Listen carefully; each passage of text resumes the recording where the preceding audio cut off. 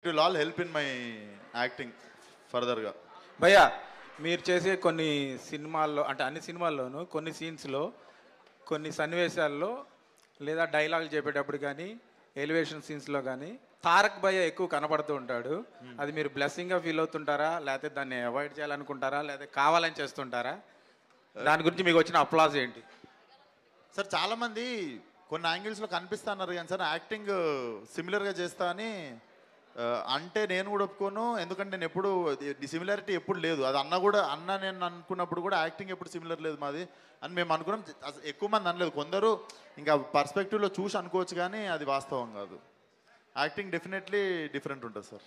విశ్వక్ గారు అక్క పొద్దున మిస్ అయ్యారు మీరు. అందుకే వచ్చా యాక్చువల్లీ ఇప్పుడు. అయితే విశ్వక్ సేన్ అన్న అతను ఫిల్టర్స్ లేకుండా ఇండస్ట్రీలో సక్సెస్ అయిన వ్యక్తి. సినిమాలు పక్కన పెట్టేసేయండి, ఒక్కసారి క్వశ్చన్ వినిపిస్తలేదు. సో విశ్వక్ సేన్ అన్న వ్యక్తి సినిమాల్ని పక్కన పెడితే ఫిల్టర్స్ లేకుండా మాట్లాడి సక్సెస్ అయిన హీరో ఇండస్ట్రీలో. ఎందుకంటే ఇండస్ట్రీలో సర్వైవ్ అవ్వాలంటే 100% ఫిల్టర్స్ ఉండాలి, అది మీరు చాలా చూసారు. బట్ కొంతమంది మీ ఇంటర్వ్యూస్ చేసిన వాళ్ళు కెమెరా ఆన్ చేస్తే విశ్వక్ సేన్ ఒకలా ఉంటారు, ఆన్ చేయకపోతే ఒక